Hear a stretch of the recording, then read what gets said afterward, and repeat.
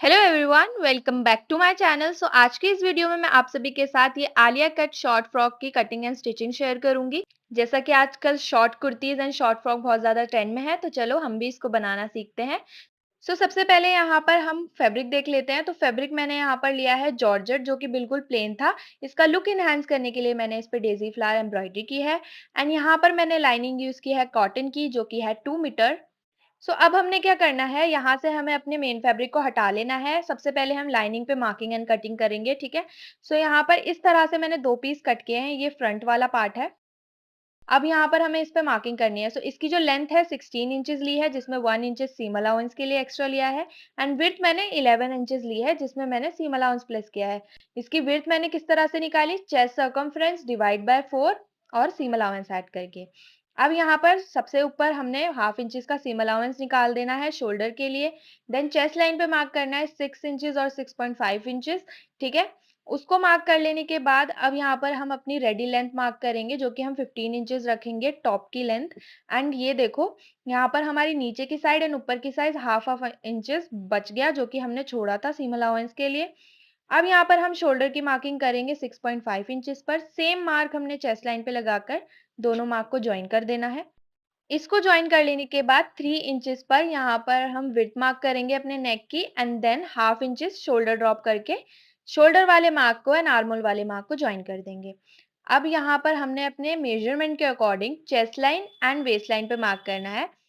Chest line पे यहाँ पे 8 इंचेस पे मार्क कर रही हूँ एंड वेस्ट लाइन पर 6.75 इंचेस पर। मार्क करने के बाद दोनों मार्क को ज्वाइन कर लूंगी। अब यहाँ पर नेक की मार्किंग करनी है। हम लेंथ नेक की यहाँ पर 5.5 इंचेस रख रहे हैं इस तरह से। एंड विड्थ हमारी 3 इंचेस है। इस तरीके का एक बॉक्स बना लेने के बाद अब हम नेक बनाएंगे। यहाँ पर जो मैं नेक बना रही हूँ, वी बना रही हूँ। देखो, पहले मैंने इस तरह से नेक बनाया था, इसे हमें नहीं बनाना।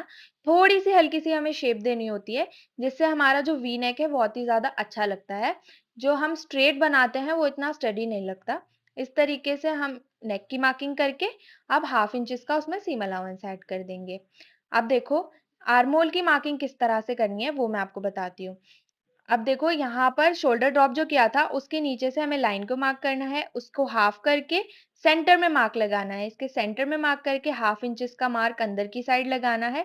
देन आर्मोल कर्व लेकर इस तरह से उसको सेट कर कर हाफ इंचेस वाले अंदर वाले मार्क पर ये हमारा फ्रंट आर्मोल हो गया। एंड बाहर की साइड रखकर वो हमारा बैक आर्मोल हो गया। अब यहाँ पर हम सीम अलाउंस ऐड कर लेंगे। देखो, नेक की साइड तो हमने हाफ इंचेस ऐड किया था और हमने शोल्डर की साइड हाफ इंचेस एंड आर्मोल की साइड हाफ इंचेस करना है। अब साइड सीम में मैं यहाँ पर 2 इंचेस ले रही हूँ। आप जितना लेना चाहते हो उतना ले सकते हो। अब इन सारे मार्क को ज्वाइन कर लेंगे। अब ये देखो, फ्रंट पार्ट की तो हमारी मार्किंग हो गई, जस्ट अब हमने इसको कट कर लेना है।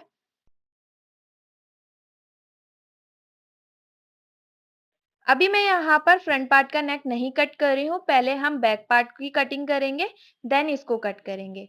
जैसा कि मैंने आपको बताया था कि पहले मैंने 2 पीस कट किए हैं, तो ये हमारा बैक वाला पीस है।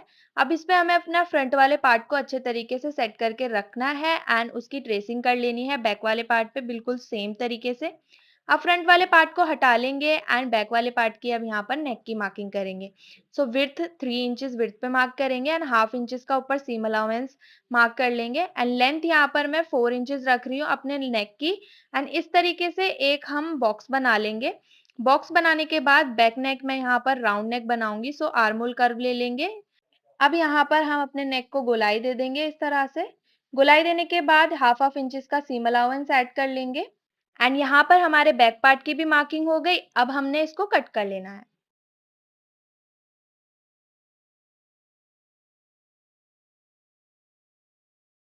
बैक पार्ट यहाँ पर हमारा कट हो चुका है। अब हमने फ्रंट पार्ट में कटिंग करनी है। सबसे पहले यहाँ पर हम नेक की कटिंग करेंगे, देन आर्मोल की कटिंग करेंगे। जो हमने अंदर की साइड हाफ इंचेस का मार्क किया है ना, उसके बाहर हाफ हाफ इंचेस का मार्जिन लेते हुए कट कर लेंगे। मार्किंग करके भी कर सकते हो या फ्री हैंड भी कर सकते हो।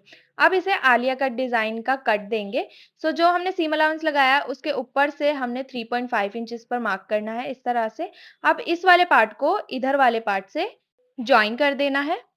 करने के बाद यहाँ पर हम हाफ हाफ इंचेस का सीम अलाउंस ऐड करेंगे। एंड बस अब यहाँ पर हम कटिंग कर लेंगे इसकी। कट करने के बाद जब हम इसे ओपन करेंगे ना, तो कुछ इस तरीके की शेप आएगी हमारे आलिया कट की। एंड अब यहाँ पर हमारा फ्रंट एंड बैक दोनों पार्ट कट हो चुके हैं। अब हमने क्या करना है, अपने मेन फैब्रिक पे इनकी कटिंग करनी है। सो हम क्या करेंगे, इनको जस्ट रखेंगे एंड हमने कटिंग कर लेनी है।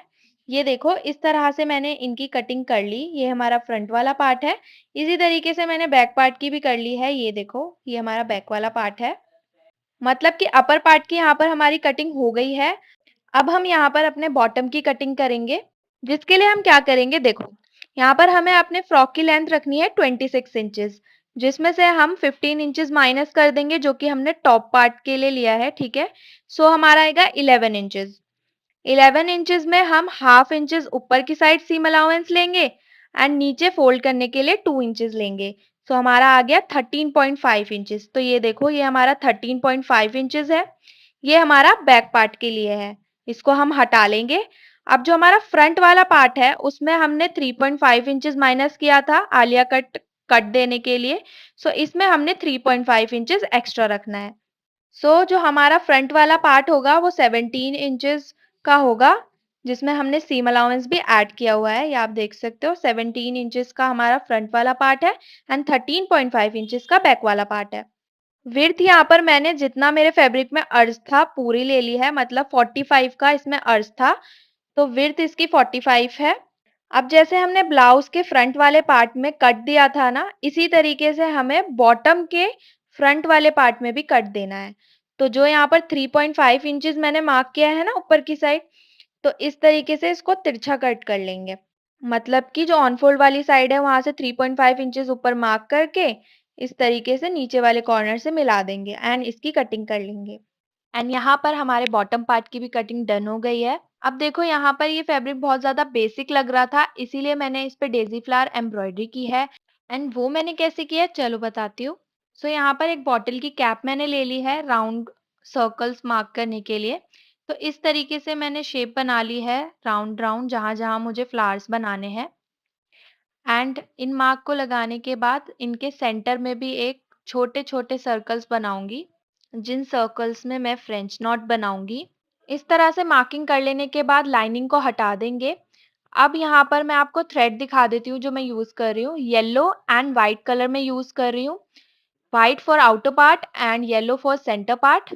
अब हमने अपने फैब्रिक को फ्रेम में अटका लेना है इस तरह से और निडल में थ्रेड डाल लेना है। सबसे पहले व्हाइट थ्रेड से करेंगे हम।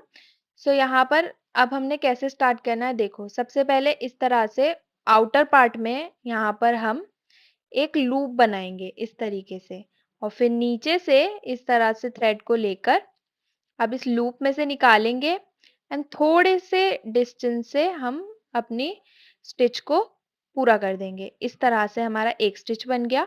इसी तरीके से इसको रिपीट करेंगे। सबसे पहले लूप बनाएंगे, देन नीचे वाले पार्ट से थ्रेड को ऊपर लाकर इस लूप के अंदर से निकालेंगे। फिर थोड़े डिस्टेंस से इस थ्रेड को हम नीचे की साइड से निकाल देंगे। ये हमारी दो पेटल्स बन गई। इसी तरीके से सारी पेटल्स को बनाकर हमें रेडी कर लेना है।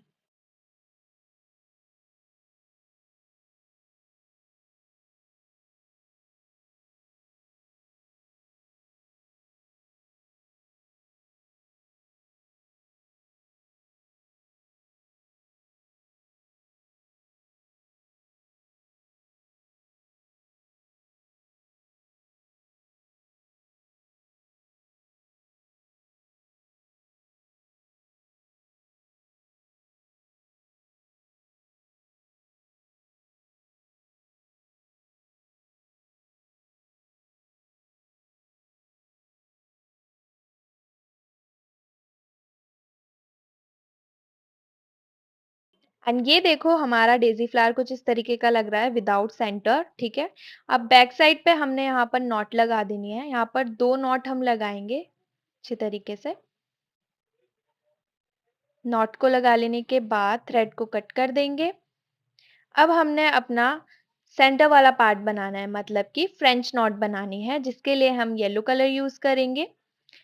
अब हमने क्या करना है, इस तरह से नीचे से थ्रेड को ऊपर लाकर अब यहाँ पर 3 फोल्ड्स देने हैं निडल को और फिर नीचे की साइड को अपना थ्रेड निकाल लेना है। यहाँ पर हमारी नॉट बन जाएगी। इसी तरीके से हमें नॉट्स बनानी है। कैसे? सबसे पहले नीडल को ऊपर की साइड निकालेंगे, फिर 3 फोल्ड्स देंगे थ्रेड के एंड देन नीचे की साइड निकालेंगे। इसी तरीके से हमें सारी फ्रेंच नॉट बनाकर अपने सेंटर को फिल कर लेना है।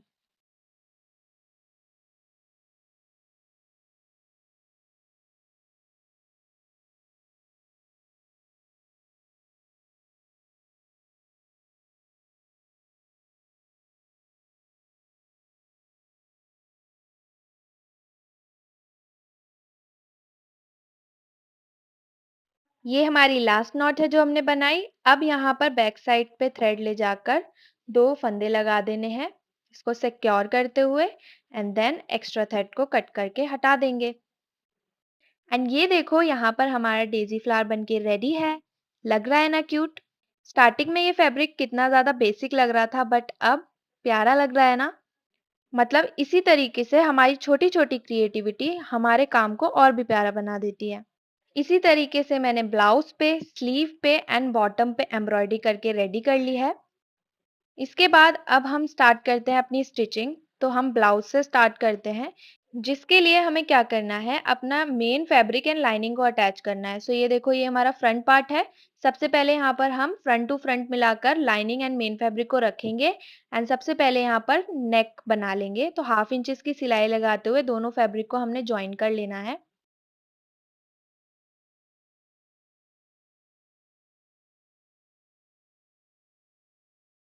नेक में सिलाई लगा लेने के बाद अब हमने क्या करना है, इसके नेक में छोटे-छोटे से कट्स लगाने हैं कि जब हम इसको पलटें तो ये अच्छे से पलट जाए। कट्स लगा लेने के बाद अपने फैब्रिक को फ्रंट साइड पे पलट लेना है इस तरह से। अब हमने यहाँ पर नेक पे टॉप स्टिच लगा देनी है। यहाँ पर हम अपने नेक पर बिल्कुल एज पे सिलाई लगाते हुए इसको फिनिश करेंगे।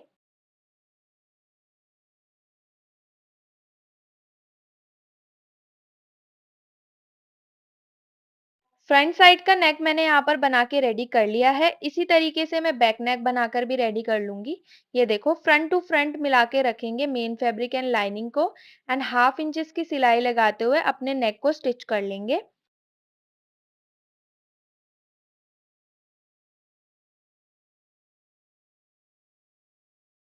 नेक की सिलाई लगा लेने के बाद अब हमने यहाँ पर सेम वही करना है, छोटे-छोटे से कट्स लगाने हैं। बट कट्स लगा लेने के बाद जब हम इसको पलटेंगे, यहाँ पर हमने अभी टॉप स्टिच नहीं लगानी है। टॉप स्टिच हम शोल्डर्स अटैच करने के बाद लगाएंगे, वो मैं आपको आगे की वीडियो में बताऊंगी।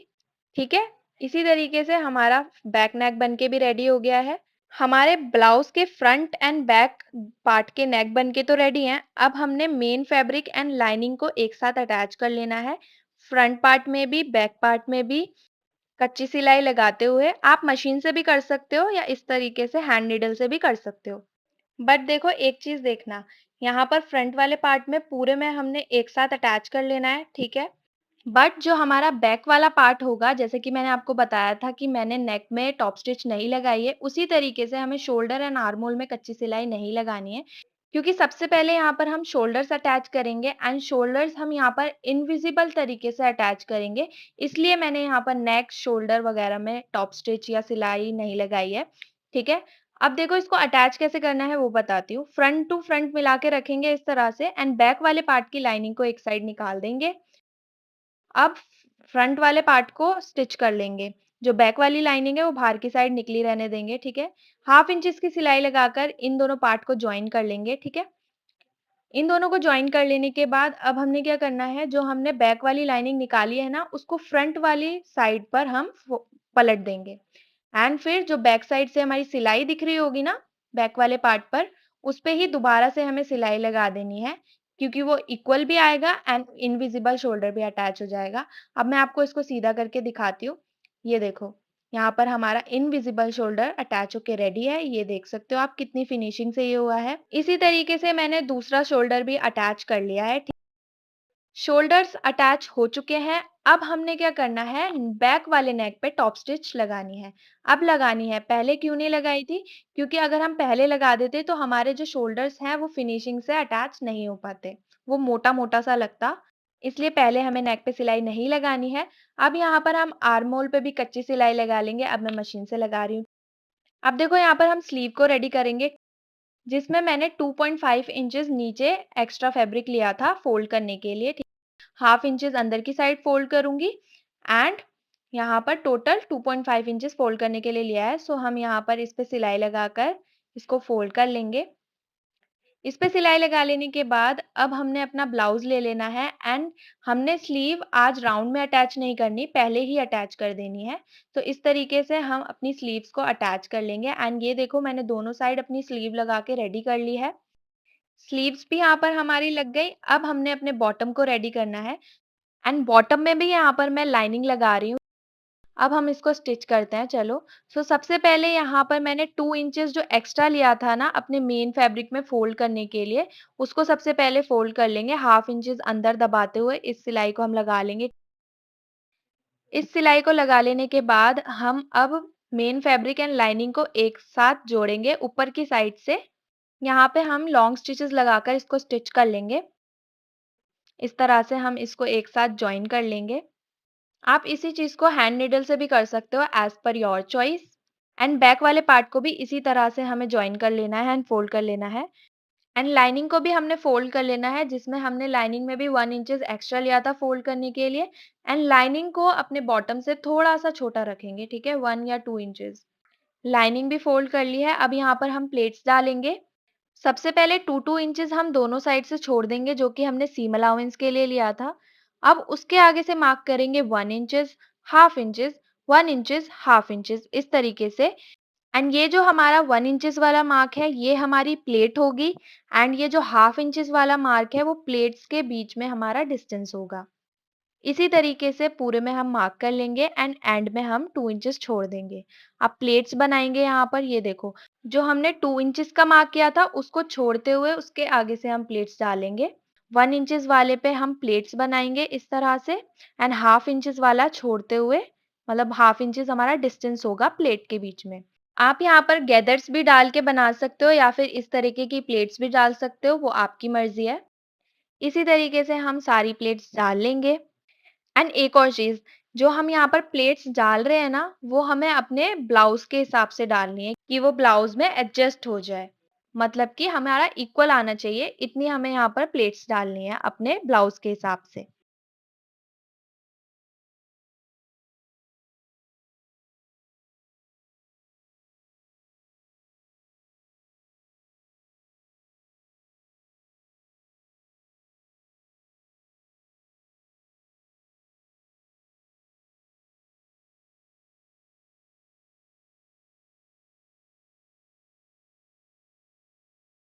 एंड ये देखो बॉटम के फ्रंट पार्ट में हमारी प्लेट्स डल चुकी हैं एंड ये कुछ इस तरीके की लग रही है।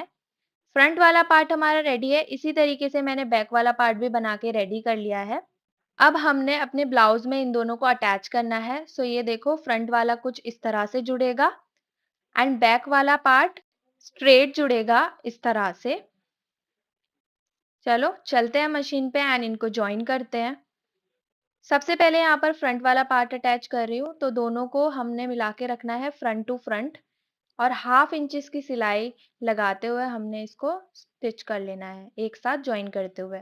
एंड जब इसका पॉइंट आएगा ना उस पे हमें इस तरीके से फ्लिप करते हुए रख के इसको स्टिच कर लेना है।